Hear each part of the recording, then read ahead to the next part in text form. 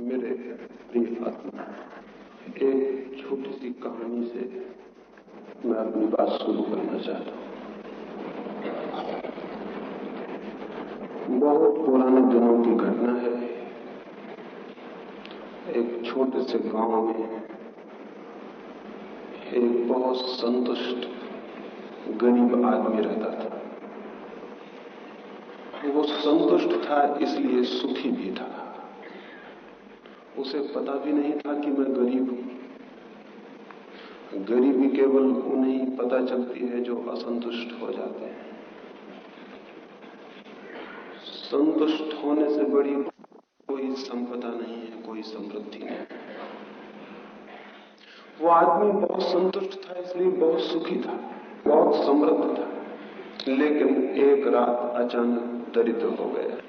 न तो उसका घर जला, न उसकी फसल खराब हुई, न उसका दिवाला निकला, लेकिन एक रात अचानक बिना कारण वो गरीब हो गया था। आप पूछेंगे कैसे गरीब हो गया? उस रात एक सन्यासी उसके घर मेहमान हुआ और उस सन्यासी ने हीरों की खदानों की बात की और उसने कहा, पागल तू कब तक खेती बाड़ी करता रहेगा? पृथ्वी पर हीरों की खदानें बड़ी पड़ी, अपनी ताकत हीरों की खोज में लगा तो जमीन पर सबसे बड़ा समृद्ध तू हो सकता है।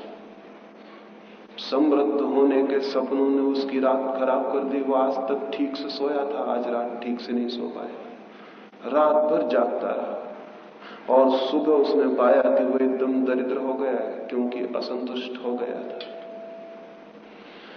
उसने अपनी जमीन बेच दी, अपना मकान बेच दिया, सारे पैसों को इकट्ठा करके वो हीरों की खदान की खोज में निकल पड़ा।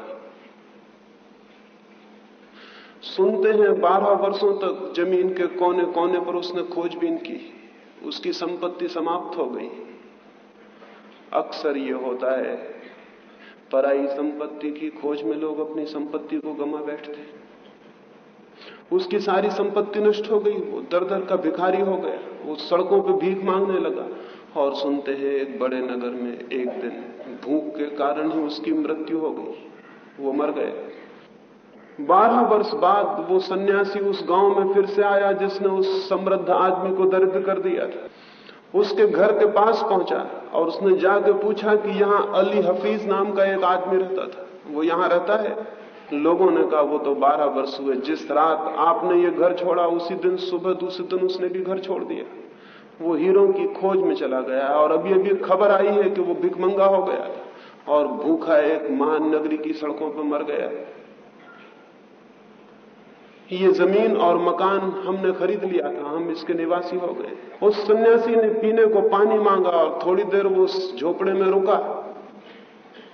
उसने देखा कि उस झोपड़े के आले में एक बहुत चमकदार पत्थर रखा हुआ। उसने उस किसान को पूछा, ये क्या है? उसने कहा, ये मेरे खेत पर जो हमने अली हफीज से खरीदा था वहां पड़ा मिल गया। उसने कहा, पागल, ये तो हीरा है। क्या उसी जमीन पर मिल गया है जिस जमीन को अली हफीज बेच के चला गया? उसने कहा, उसी जमीन पर, लेकिन ये हीरा नहीं है, केवल चमकदार पत्थर और हम बच्चों को खेलने के लिए उठा लाए। उस सन्यासी ने उस पत्थर को उठाया, उसकी आंखें चमक उठी। वो हीरों को पहचानता था। उसने उसको कहा कि चल तेरे खेत पर। वे खेत पर गए। वहां एक छोटा सा नाला बहता था जिसपे सफेद रेत थी। उस रेत में उन्होंने खोजबीन शुरू की और सांझ होते होते उन्होंने कई हीरे उनके हाथ लग गए। वो अली हफीज की जमीन थी जो दूसरों की जमीनों पर हीरे खोजने चला गया था। शायद आपने ये कथा न सुनी हो, वही जमीन अली हफीज की गोलकुंडा बन गई। उसी जमीन पर कोहिनूर हीरा मिला और अली हफीज जो उस जमीन का मालिक था, एक बड़ी नगरी में भिखमंगा होकर भूखा मर गया था।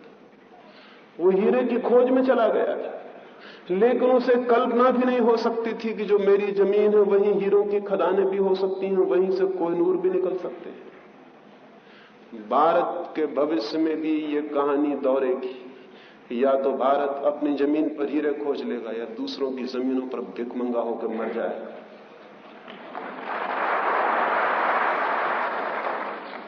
ये तो मैं पहली बात कह देना चाहता हूं। और मैं आपको ये भी कह दूं, भारत ने भिखमंगे होने की दौड़ शुरू कर दी है। भारत भिखारी की तरह दुनिया के सामने खड़ा हो गया। हम भीख मांग रहे हैं, और जो कौम भीख मांगने लगती है उस कौम का भीख मांगने की बजाय मर जाना बेहतर है। उसके जीने की कोई जरूरत नहीं। ये उचित होगा कि हम मर जाएं भूखे और दरिद्र, लेकिन अपने घर में, बजाय इसके कि हम समृद्ध मकान बना लें, दूसरों से उधार मांग लें, दूसरों से भीख मांग लें और हम जीते रहें। ऐसा जीना अत्यंत बेशर्म जीना है। ये मुल्क बेशर्मी के लिए रोज रोज तैयार होता जा रहा है। और जिस कौम की शर्म मर जाती है और जिसे भीख मांगने की तरकीब में और आर्ट पता हो जाता है, उस कौम का कोई भविष्य नहीं है। ये स्मरण रखना चाहिए, उसका भविष्य है ही नहीं है। उसका कोई भविष्य नहीं है। उसके भविष्य में कोई सूरज नहीं उगेगा और उसकी बगिया में कभी कोई फूल नहीं खिलेंगे, और उसके भीतर जो भी आत्मा है वो धीरे धीरे विलुप्त हो जाएगी और हम मुर्दा लोगों की तरह, मुर्दा कौम की तरह जमीन पर एक बोझ बन के रह जाएंगे। हमने ये शुरुआत कर दी है, ये दुर्भाग्य की कथा प्रारंभ हो गई है। पहली बात तो मुझे ये कहनी है, और वो ये, सम्मान से मर जाना भी बेहतर है अपमानपूर्ण जीने से। देश के कोने कोने में एक एक आदमी को यह बात कह देने की जरूरत है कि भारत जिएगा तो सम्मान से, अन्यथा मर जाएगा। हम मर जाना पसंद करेंगे, लेकिन पीछे लोग कम से कम ये तो कह सकेंगे एक कौम थी जिसने भीख नहीं मांगी लेकिन मर गई। लेकिन इतिहास में कहीं ये काली बातें न लिखी जाएं कि एक कौम थी जो भीख मांग के जीना सीख गई और जीती रही। भारत का भविष्य उसके भिखमंगीपन के साथ जुड़ा हुआ है। हम क्या करेंगे इस पर बहुत कुछ निर्भर करता है। कोई हर्ज नहीं कि बिहार के लोग भूखे मर जाएं, कोई हर्ज नहीं कि 50 करोड़ लोगों में 10-5 करोड़ लोग न जीवित रहे, वो कब्रिस्तान में चले जाएं, कोई हर्ज नहीं। लेकिन घुटने टेक के सारी दुनिया से भीख मांगना अत्यंत आत्मग्लानिपूर्ण, आत्मघाती है। और हम अपनी आत्मा को बेच रहे हैं। और फिर जब देश का चरित्र नीचे गिरता है और जब देश के प्राण नीचे उतरते हैं तो हम चिल्लाते हैं कि चरित्र नीचे गिर रहा है, लोग नीचे होते जा रहे हैं। लेकिन जब पूरी कौम भीख मांगने पर उतारू हो जाएगी तो मनुष्यों का, व्यक्तियों का चरित्र ऊपर नहीं उठ सकता है। पूरे मुल्क का जब कोई गौरव नहीं होगा, कोई सम्मान नहीं होगा, कोई आत्मनिष्ठा नहीं होगी, तो एक एक व्यक्ति की भी आत्मनिष्ठा नीचे गिर जाएगी। और हमें पता है हमारे मुल्क में बहुत लोग हैं जो भीख मांगते रहे, लेकिन कभी उन भिखमंगों ने भी ये न सोचा होगा कि विकास इतना हो जाएगा कि धीरे धीरे पूरा मुल्क ही भीख मांगने लगेगा। उनको भी इसका कोई पता नहीं होगा। लेकिन हम इस अवस्था में खड़े हो गए हैं। और एक बड़ा मजा है, ये शायद आपको पता नहीं होगा, जिस आदमी को आप भीख देते हैं वह आदमी कभी भी आपको क्षमा नहीं करता है। इसे मैं फिर से दोहरा दूं, जिस आदमी को आप भीख देते हैं वो कभी आपको क्षमा नहीं कर सकेगा। ऊपर से धन्यवाद देगा, लेकिन उसके प्राणों में आपके प्रति अभिशाप ही होगा, निंदा होगी, घृणा होगी, ईर्ष्या होगी, अपमान का भाव होगा। क्योंकि भीख लेने वाला कभी भी यह अनुभव नहीं करता कि मैं अपमानित नहीं किया गया हूं। भीख लेने वाला हमेशा अपमानित अनुभव करता है और उसका बदला लेता है। भारत सारी दुनिया के सामने हाथ जोड़ के भीख मांग रहा है और इसका बदला भी ले रहा है सारी दुनिया से। एक तरफ भीख मांगता है, दूसरी तरफ कहता है हम जगत गुरु हैं। एक तरफ भीख मांगता है, दूसरी तरफ गाली देता है पश्चिम को, भौतिकवादी और मटेरियलिस्ट कहता है उनको। एक तरफ भीख मांगता है, दूसरी तरफ अपने गौरव को बचाने के झूठे प्रयास करता है। भिखमंगों की ये पुरानी आदत है। भिखमंगे अक्सर ये कहते सुने जाते हैं कि हमारे बाप दादे सम्राट थे। जिनके पास कुछ भी नहीं बचता है वे फिर माँ बाप की पुरानी कथाओं को खोद खोद के निकाल लेते हैं और उनका गुणगान करते हैं। समझ लेना भली भांति, जिस आदमी का वर्तमान नहीं होता वही केवल अतीत की बातें करता है, और जिसका कोई भविष्य नहीं होता वो केवल अतीत की पूजा और गुणगान में ही समय व्यतीत करने लगता है। हम निरंतर अतीत का ही गुणगान करते हैं, जो बीत गया उसी का। क्या हमारा कोई भविष्य नहीं है? या कि हमारा कोई वर्तमान नहीं है? क्या हम जी चुके और समाप्त हो गए? हमारा बीता हुआ पास्ट बस वही सब कुछ है, आगे हमारा कुछ भी नहीं। शायद आपको ख्याल में ना हो, छोटा बच्चा पैदा होता है तो उसका कोई अतीत नहीं होता, कोई पास्ट नहीं होता, उसका भविष्य होता है, सिर्फ फ्यूचर होता है। जवान के पास अतीत भी होता है, वर्तमान भी होता है, भविष्य भी होता है। लेकिन बूढ़े के पास सिवाय अतीत के कुछ भी नहीं होता, भविष्य नहीं होता, वर्तमान भी नहीं होता। ये कौन बूढ़ी हो गई है क्या? इसके पास सब बीती हुई कथाएं हैं, गौरव गाथाएं हैं। इसके पास अपना कोई वर्तमान नहीं, भविष्य की कोई योजना, आकांक्षा और कल्पना नहीं, कोई आशा नहीं। भविष्य की अगर कोई स्पष्ट प्राणों में ऊर्जा और कल्पना और आकांक्षा न हो, भविष्य का कोई स्पष्ट स्वप्न न हो, तो देश बिखर जाते हैं, कौमें बिखर जाती, डिसइंटीग्रेटेड हो जाती।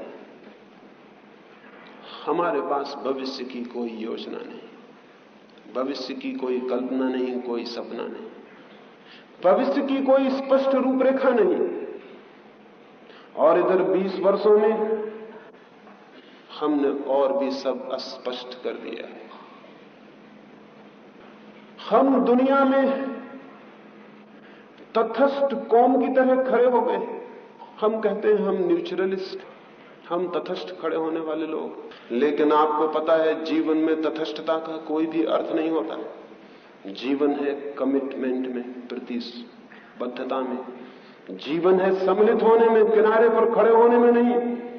और जो किनारे पर खड़ा हो जाएगा और जो कहेगा हम तटस्थ हैं जीवन की धारा में, जो जगत की धारा है उसमें हम तटस्थ और किनारे पर खड़े हैं, वो किनारे पर ही खड़ा रह जाएगा। जीवन की धारा उसे छोड़ के आगे बढ़ जाएगी। मेरी दृष्टि में अगर भारत तटस्थता की बातें आगे भी कहे चला जाता है तो भारत का कोई भविष्य नहीं हो सकता। भारत के भविष्य के निर्माण में भारत को पक्षबद्ध होना ही चाहिए। उसके निश्चित स्पष्ट मत होने चाहिए। जीवन की धारा में उसकी प्रतिबद्धता, उसका कमिटमेंट होना चाहिए। उसके सामने स्पष्ट होना चाहिए कि वो समाजवाद लाना चाहता है या लोकतंत्र। उसके सामने स्पष्ट होना चाहिए कि वो एक वैज्ञानिक जीवन दृष्टि विकसित करना चाहता है या नहीं। उसके सामने स्पष्ट होना चाहिए कि धर्म की क्या कल्पना और क्या रूपरेखा है भविष्य में। लेकिन धर्म को ध्यान में रख के भारत निरपेक्ष है और राजनीति को ध्यान में रख के भारत तटस्थ है। तो समझ लेना कि जीवन को ध्यान में रख के भारत को अगर मृत होना पड़े, मर जाना पड़े, तो जुम्मा किसी और पर मत देना। जो मुर्दे हैं वे ही केवल निरपेक्ष और तटस्थ हो सकते हैं। जीवित व्यक्ति को निरपेक्ष होने की सुविधा नहीं है। उसे निर्णय लेने होते हैं, उसे जजमेंट लेने होते हैं, उसे चॉइस करनी होती है, उसे मत में बद्ध होना होता है, उसे किसी चीज को ठीक और किसी चीज को गलत कहना होता है। जो लोग चीजों के गलत और ठीक होने का निर्णय लेना छोड़ देते हैं, धीरे धीरे जीवन का रास्ता उनके लिए नहीं रह जाता। उनके ऊपर केवल दूसरे कौमों के उड़ी हुई पैरों की धूल ही पड़ती है और कुछ भी नहीं। उनके पैर धीरे धीरे निकम्मे हो जाते हैं, कायल हो जाते हैं, सुस्त हो जाते हैं। तटस्थता के भ्रम ने भारत को बहुत धक्का पहुंचाया है। स्पष्ट निर्णय लेने जरूरी है। अगर एक सड़क पर एक स्त्री की इज्जत लूटी जा रही हो और मैं कहूं कि मैं तटस्थ हूं, एक आदमी एक कमजोर आदमी को लूट रहा हो और मैं कहूं मैं तटस्थ हूं, मैं निरपेक्ष हूं, तो मेरी तटस्थता का क्या मतलब होगा? तटस्थता झूठी है। और जब एक आदमी लूटा जा रहा है और मैं कहता हूं मैं तटस्थ हूं, तो मैं लूटने वाले का साथ दे रहा हूं तटस्थता के पीछे, और जो लूट रहा है उसके विरोध में खड़ा हुआ हूं। जीवन में विकल्प होते हैं, तटस्थता नहीं होती है। जीवन में स्पष्ट निर्णय लेने होते। सारा जगत एक बहुत बड़ी क्राइसिस से गुजर रहा है, एक बहुत बड़े संकट से गुजर रहा है। उसमें भारत कहता है हम तटस्थ हैं। इतने बड़े संकट में जिसके ऊपर निर्भर होगा सारे जगत का, सारे मनुष्य का भविष्य, जिसके ऊपर निर्णय होगा कि मनुष्य बचेगा या नहीं बचेगा, उसमें भारत अगर सोचता हो हम तटस्थ खड़े रहेंगे तो गलती में है। वो तटस्थता का कोई अर्थ नहीं होता। इधर 20 वर्षों में हम कोई गति नहीं कर सके जीवन में, उसका कुल कारण है हमारे पास कोई स्पष्ट दृष्टि, कोई जीवन दर्शन, कोई फिलसफी नहीं है। हम तटस्थ हैं, तटस्थ की कोई फिलसफी नहीं होती, कोई जीवन दर्शन नहीं होता, उसकी कोई प्रतिबद्धता नहीं होती, जीवन में भागीदार और साझीदार होने का उसका भाव नहीं रहता। वो कहता हम तो किनारे खड़े रहेंगे। वो केवल देखने वाला रह जाता है, एक दर्शक मात्र। और जीवन उनका है जो भोगते हैं, वसुंधरा उनकी है जो भोगना जानते हैं, जो दर्शक की भांति खड़े रह जाते हैं। जीवन उनके द्वार नहीं आता और न जीवन की विजय उन्हें उपलब्ध होती। तो मैं दूसरी बात यह कहना चाहता हूं कि भारत को एक सुस्पष्ट दर्शन की, एक सुस्पष्ट विचार की, एक सुस्पष्ट पथ की अत्यंत आवश्यकता है। उसी विचार के इर्द गिर्द भारत की आत्मा इकट्ठी होगी, अन्यथा भारत बिखर जाएगा। और बिखराव ऐसा होगा एब्सर्ड, इतना बेवकूफी से भरा हुआ जिसका कोई हिसाब नहीं। जब पूरे मुल्क के पास कोई जीवन दिशा नहीं होती, कोई केंद्रीय आत्मा नहीं होती, तो उसका परिणाम यह होता है एक एक प्रांत, एक एक जाति, एक एक जिले की अपनी आत्मा पैदा हो जाती। तब हिंदी बोलने वाले की आत्मा अलग, गुजराती बोलने वाले की आत्मा अलग, अंग्रेजी बोलने वाले की आत्मा अलग हो जाती।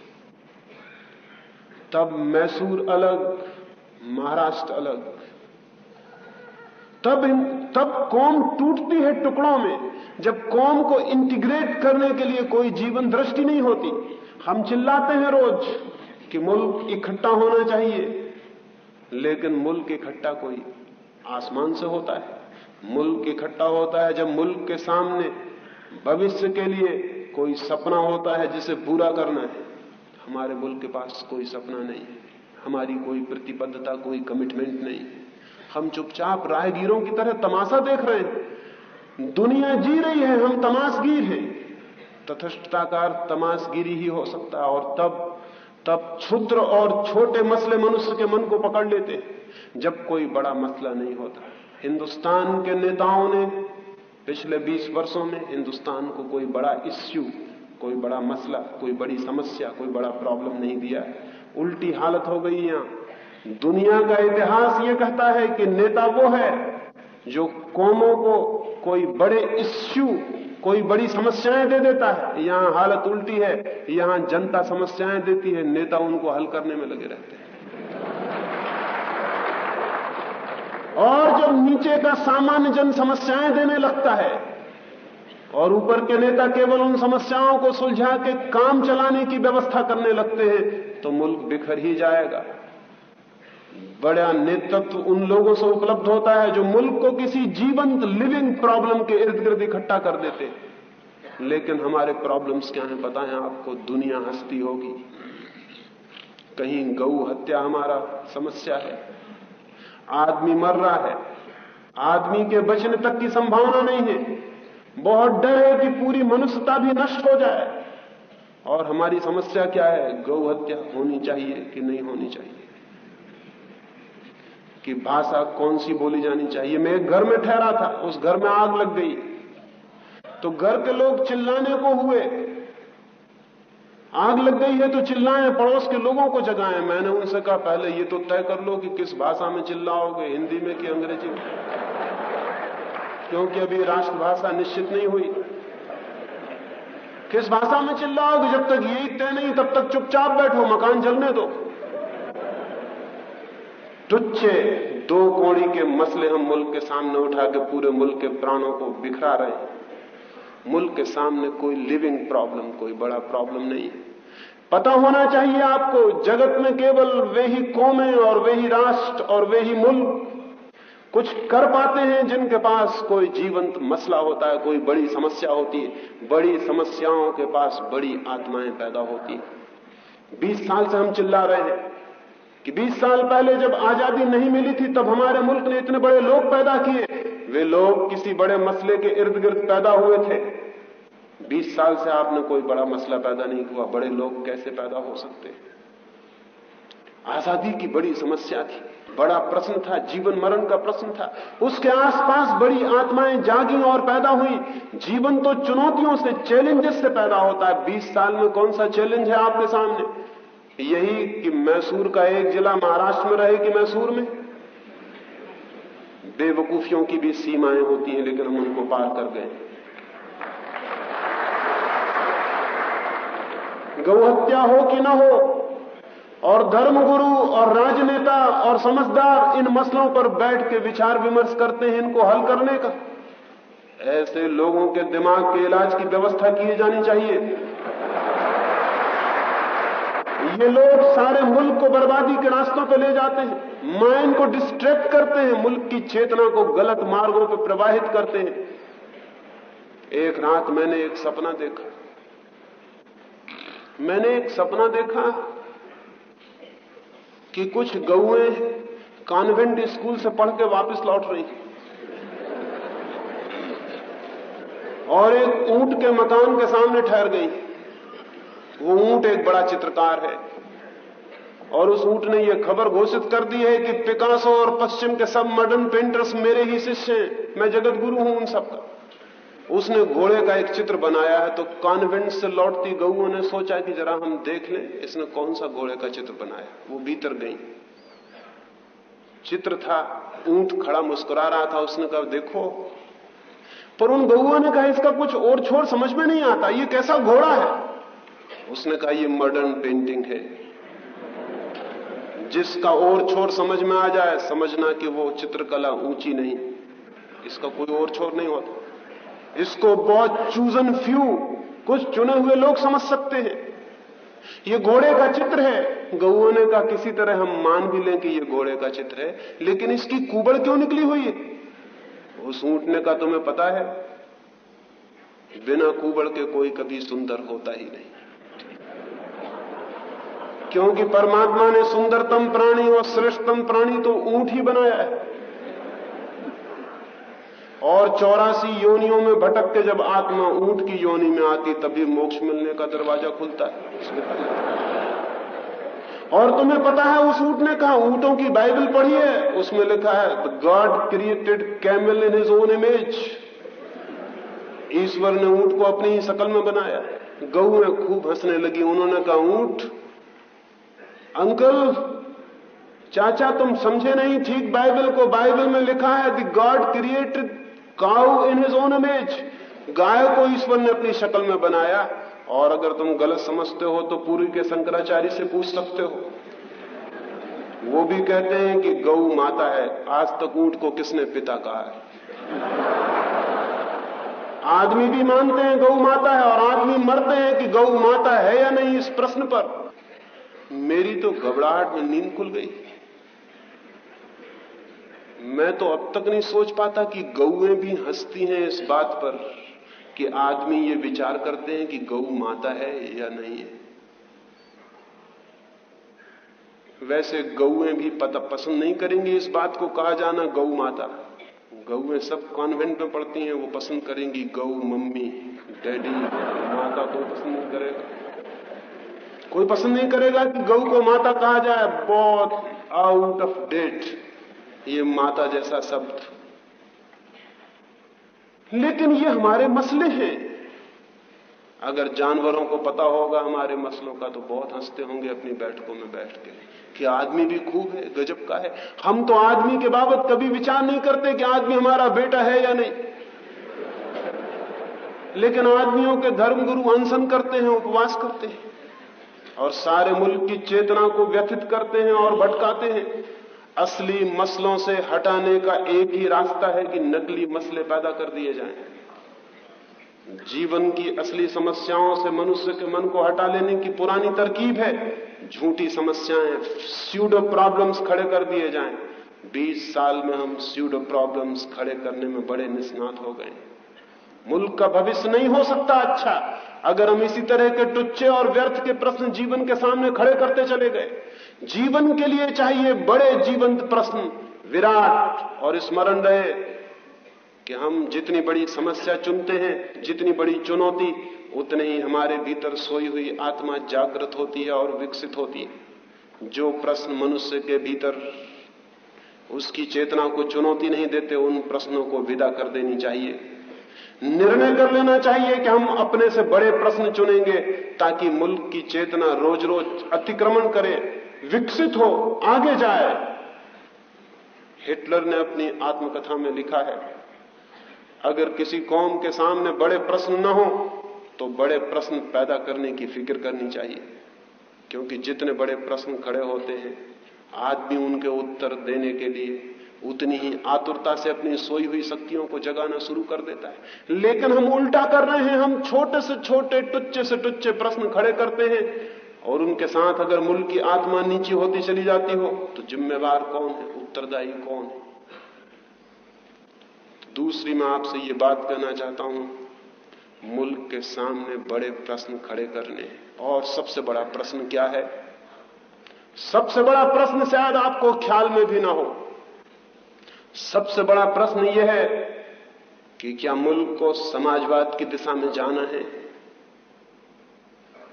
और मैं आपसे निवेदन करना चाहता हूं,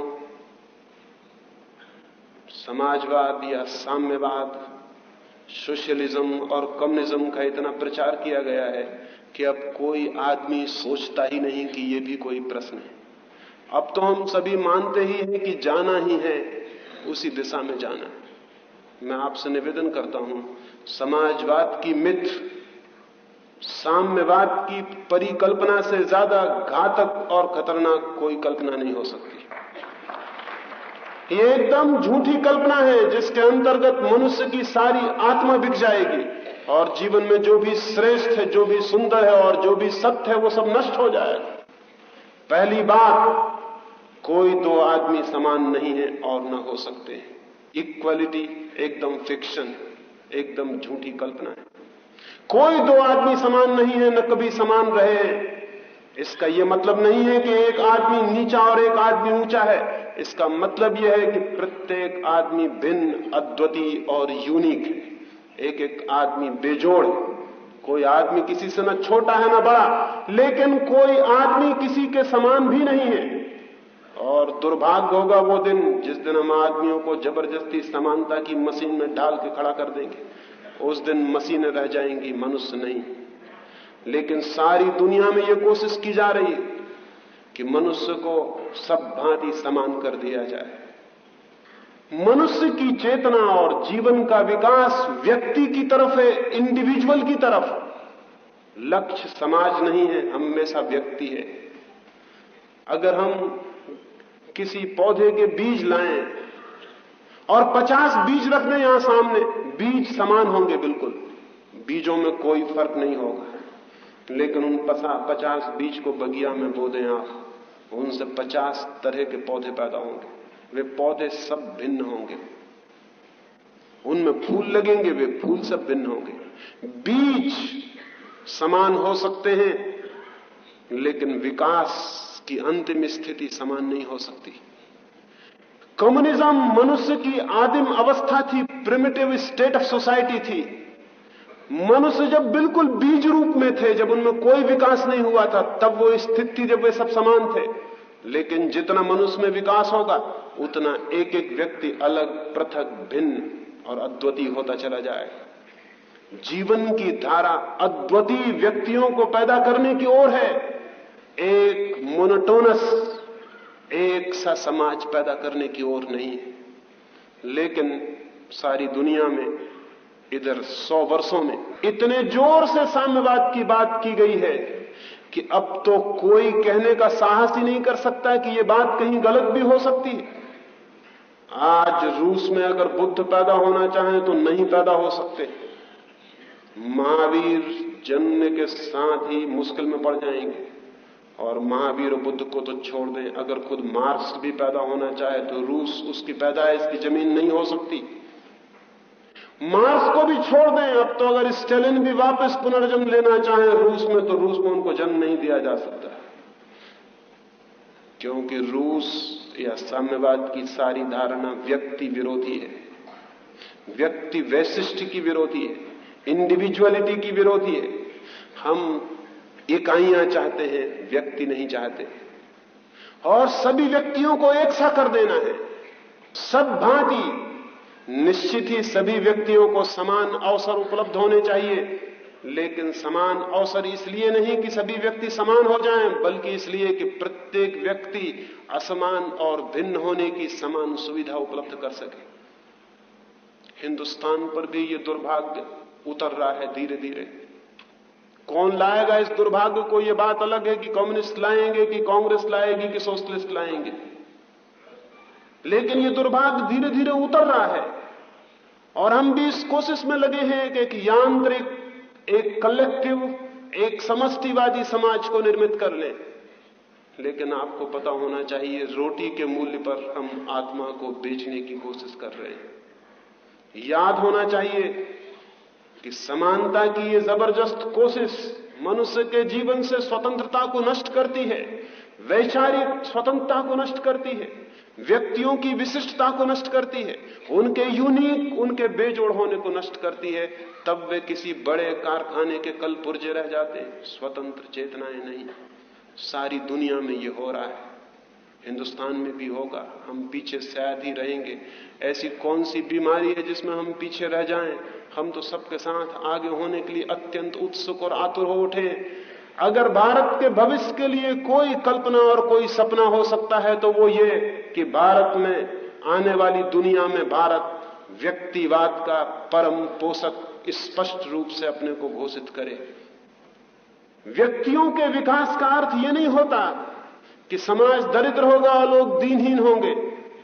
व्यक्तियों की पूर्ण विकास की अवस्था में कोई दीनहीन होने की जरूरत नहीं रह जाती, लेकिन असमानता, भिन्नता, वैशिष्ट की स्वीकृति होती है। एक ऐसा समाज चाहिए जहां प्रत्येक व्यक्ति को स्वयं होने की स्वतंत्रता हो।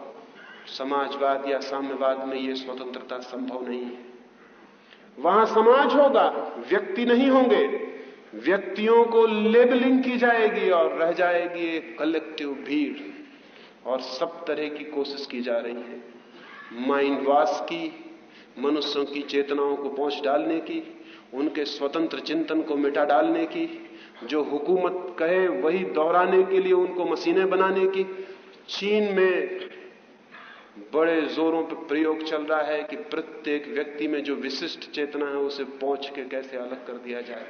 और पावलोव और कुछ दूसरे मनोवैज्ञानिकों ने वो यंत्र उनके हाथ में दे दिए हैं कि एक एक आदमी के भीतर जो व्यक्तित्व है, जो विशिष्टता है, जो चिंतन है, उसे पहुंच डाला जाए और एक एक आदमी एक इफिशिएंट मशीन हो जाए।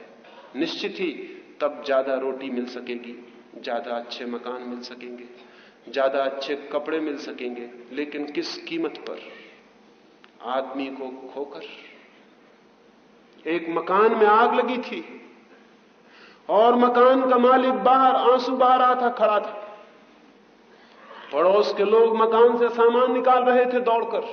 फिर सारा सामान निकाल लिया गया और मकान पे अंतिम लपटें पकड़ने लगी। तब उन लोगों ने आकर उस मकान मालिक को कहा कि कुछ और भीतर रह गया हो तो हम देख लें जाके, क्योंकि इसके बाद दोबारा भीतर जाना संभव नहीं होगा, मकान अंतिम लपटों में जा रहा है। उस मकान मालिक ने कहा, मुझे कुछ भी याद नहीं पड़ता, मेरी स्मृति ही खो गई है, फिर भी तुम भीतर जाके देख लो, कुछ बचा हो तो ले आओ। उन्होंने सब तिजोरियां बाहर निकाल ली थी, उन्होंने मकान के सब खाते बही बाहर निकाल लिए थे, उन्होंने कपड़े बर्तन सब बाहर निकाल लिया था। वे भागे हुए भीतर गए और वहां से छाती पीटते हुए रोते वापस आए। मकान मालिक का एक लौता लड़का भीतर ही जल गया था। वे बाहर आके रोने लगे और उन्होंने कहा, हम सामान को बचाने में लग गए और सामान का अकेला मालिक नष्ट हो गया। क्या हम भी सामान को बचाएंगे या सामान के मालिक को बचाएंगे? क्या हम आदमी को बचाएंगे या रोटी और रोजी और कपड़े को? जरूरी भी नहीं है कि आदमी को बचाने में रोटी और रोजी न बचाई जा सके। आदमी के साथ भी उसे बचाया जा सकता है। व्यक्तियों को बिना मिटाए समाज को जीवन दिया जा सकता है। भारत के लिए कोई फिलसफी, भारत के लिए कोई जीवन दर्शन अगर हो सकता है, वो ये हो सकता है कि भारत आने वाले जगत में व्यक्तियों की गरिमा, इंडिविजुअल्स को बचाने की घोषणा करे और व्यक्ति कैसे बचाया जा सके, उनकी स्वतंत्रता, उनके प्राणों की ऊर्जा, उनकी गरिमा और गौरव कैसे बचाया जा सके, उन सबको मशीनों में बदलने से कैसे बचाया जा सके, इसके लिए भारत दुनिया में कमिटमेंट ले, इसके लिए प्रतिबद्ध हो, सारे जगत में उसकी अपनी एक चुनौती, अपना आवाहन हो। और इस आवाहन के इर्द गिर्द न केवल सारे देश के प्राण जग सकते हैं, बल्कि सारे जगत को भी एक मार्गदर्शन उपलब्ध हो सकता है। ये तीसरी बात मैं कहना चाहता हूं। और चौथी एक अंतिम बात, और फिर मैं अपनी बात पूरी करूं।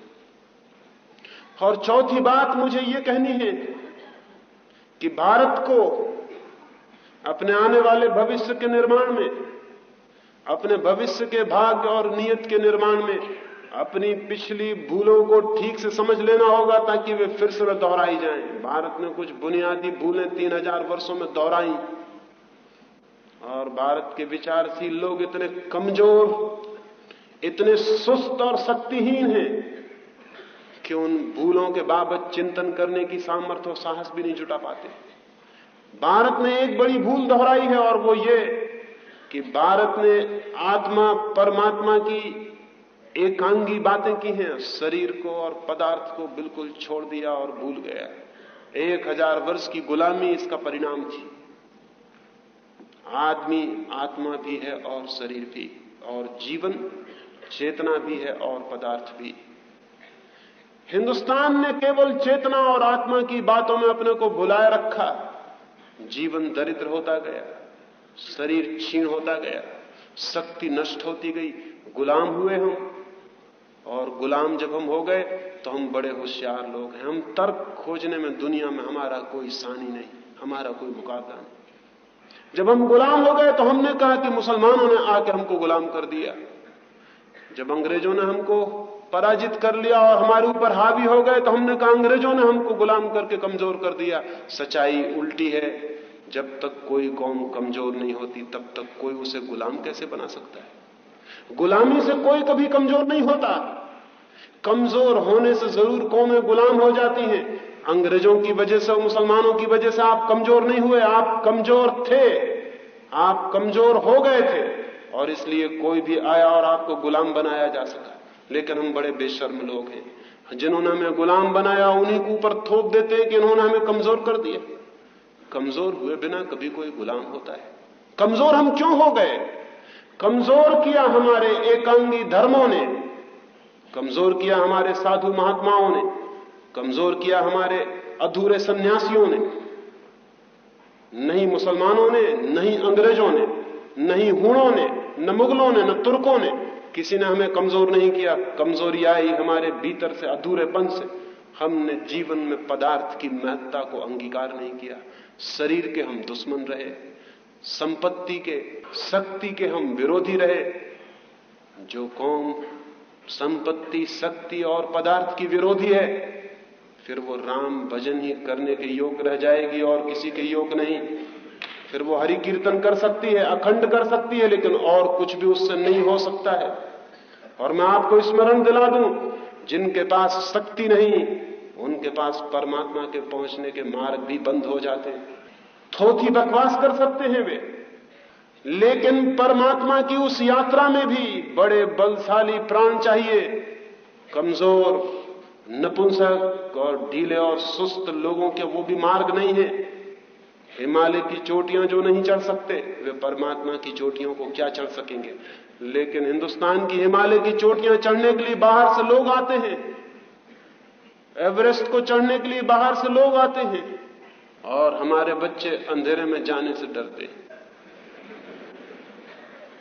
हम आत्मा की अमरता की बातें करते हैं, और हमसे ज्यादा मौत से डरने वाला जमीन पर कोई भी नहीं। बड़ी अजीब बात है। ये धर्म अधूरा था। अगर भारत को कोई भविष्य बनाना है तो उसे पूरे धर्म को, पूरे धर्म से मेरा मतलब है जो शरीर को भी स्वीकार करता है और आत्मा को भी। एक दूसरी भूल पश्चिम ने की है, उन्होंने आत्मा को अस्वीकार करके केवल शरीर को मान लिया। एक एक्सट्रीम की भूल उन्होंने की, एक एक्सट्रीम, एक अति की भूल हमने की। जीवन संगीत ऐसे पैदा नहीं होता। एक छोटी सी कहानी और मैं अपनी बात पूरी करूं। बुद्ध के पास एक युवा राजकुमार ने दीक्षा ली। वो अत्यंत भोगी और विलासप्रिय था। बुद्ध के पास दीक्षा लेके जब वो सन्यासी हुआ तो बुद्ध के दूसरे भिक्षुओं ने कहा, ये इतना विलासी राजकुमार जो कभी महलों से बाहर नहीं निकला, जिसने कभी खुले आसमान की धूप नहीं सही, जो चलता था रास्तों पर तो फूल और मखमल बिछाए जाते थे। सुनते हैं उसने घर की मकान की सीढ़ियों पर सहारा लेके चढ़ने के लिए नग्न स्त्रियों को खड़ा कर रखा था। यह आदमी दीक्षित हो रहा है, यह सन्यासी हो रहा है। बुद्ध ने कहा, मनुष्य का मन हमेशा एक्सट्रीम में, हमेशा अति में डोलता है। जो भोगी हैं वो योगी हो जाते हैं, जो योगी हैं वो भोगी हो जाते हैं। अभी श्री पाटिल ने कहा कि पश्चिम में बहुत जोर से धर्म का प्रभाव बढ़ रहा है, चर्च में लोग जा रहे हैं एक्सट्रीम, उनका दिमाग भोग से ऊब गया, पेंडुलम उनकी घड़ी का धर्म की तरफ जा रहा है। हिंदुस्तान के लोग धर्म से ऊब गए, उनका पेंडुलम भोग की तरफ, सिनेमा की ओर जा रहा है। वहां उनकी भीड़ चर्च के सामने इकट्ठी हो रही, यहां की भीड़ सिनेमा के पास इकट्ठी हो रही। वो पृथ्वीराज जी बैठे हैं, वो बता सकेंगे। मनुष्य का जो मन है, बीमार मन, वो हमेशा एक्सट्रीम से जाता है। ज्यादा खाने वाले लोग उपवास करने लगते हैं, जिनके चित्त में स्त्रियों के चित्र बहुत चलते हैं वो ब्रह्मचारी हो जाते हैं। जीवन अति में चलता है और अति भूल है, एक्सट्रीम भूल है। बुद्ध ने कहा वो अति पर जा रहा है, लेकिन देखो, और भिक्षुओं ने देखा कि यही हुआ।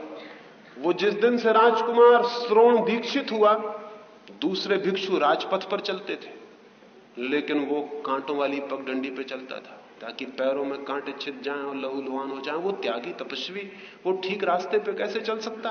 कल तक वो मखमलों पे चलता था, अब वो कांटों पे चलता था, बीच का कोई रास्ता था ही नहीं। दूसरे भिक्षु एक बार भोजन करते, वो एक दिन भोजन करता और एक दिन निराहार रहता। दूसरे भिक्षु वृक्षों की छाया में बैठते, वो बड़ी दोपहरी में धूप में खड़ा रहता।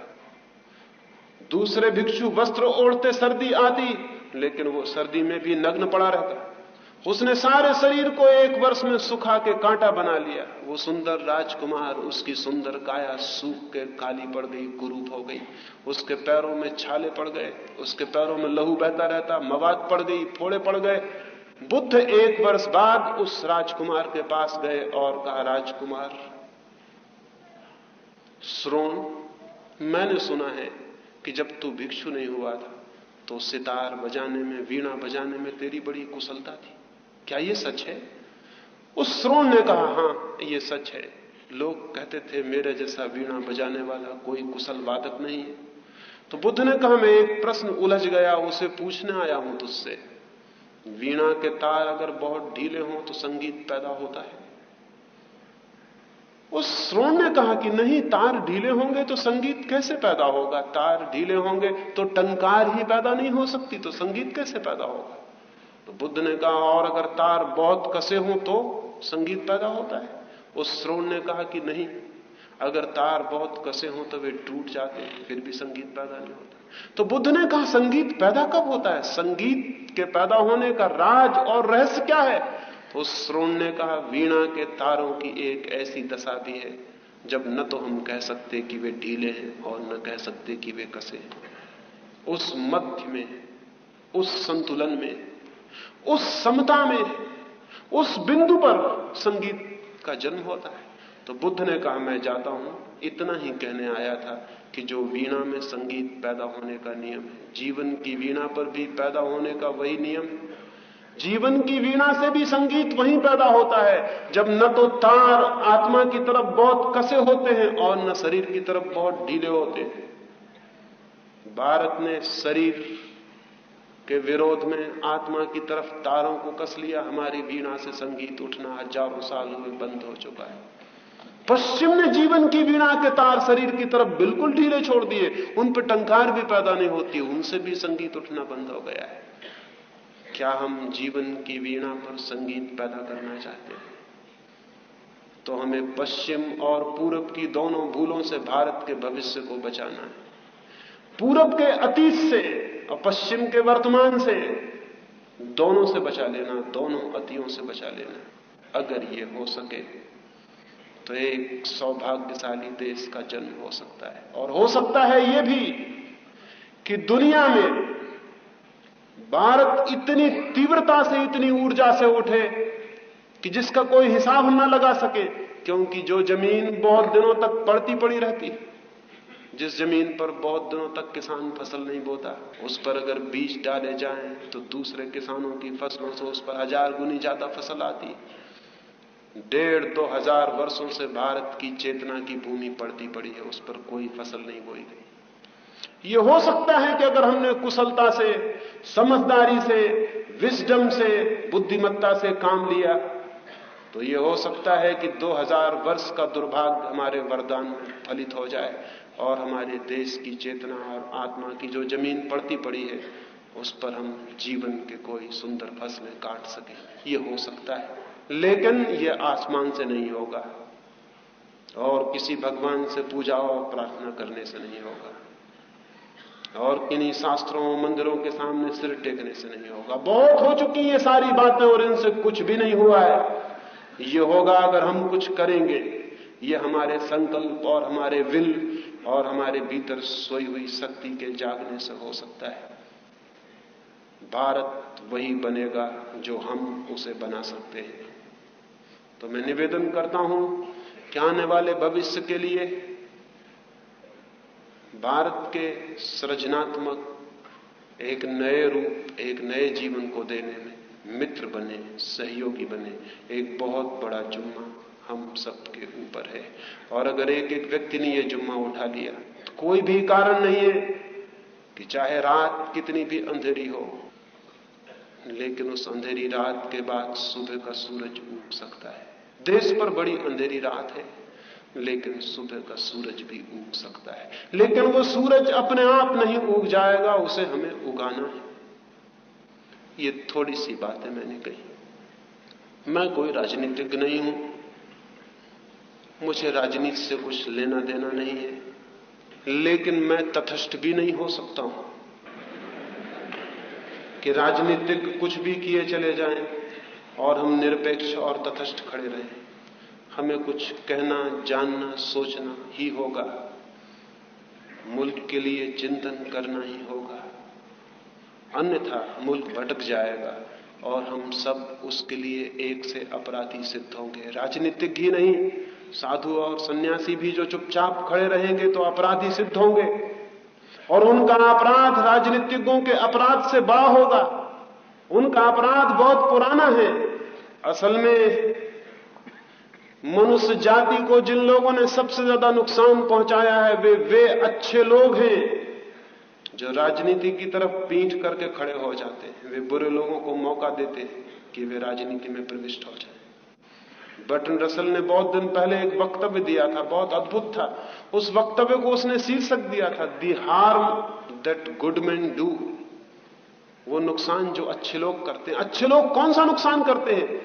अच्छे लोग तटस्थ हो जाते हैं, अच्छे लोग निरपेक्ष हो जाते हैं, अच्छे लोग कहते हैं हमें कोई मतलब नहीं है, अच्छे लोग कहते हैं ये संसार की बातें हैं, हम सन्यासी हैं, अच्छे लोग कहते हैं ये बंबई है, हम तो जंगल जाने वाले हैं। अच्छे लोग बुरे लोगों के लिए जगह खाली करते हैं और फिर बुरे लोग जो करते हैं उससे ये दुनिया हमारे सामने है जो पैदा हो गई। मैं अच्छे आदमियों को आमंत्रण देता हूं कि बुरे आदमियों को किसी भी जगह पर खाली जगह देनी आपका अपराध है। इस अपराध से प्रत्येक को बचना है। हम बच सकते हैं तो निराश होने का कोई भी कारण नहीं। मेरी बातों को इतनी शांति, इतने प्रेम से सुना, उसके लिए बहुत बहुत अनुग्रहित हूं और अंत में सबके भीतर बैठे हुए परमात्मा को प्रणाम करता हूं। मेरे प्रणाम स्वीकार करें।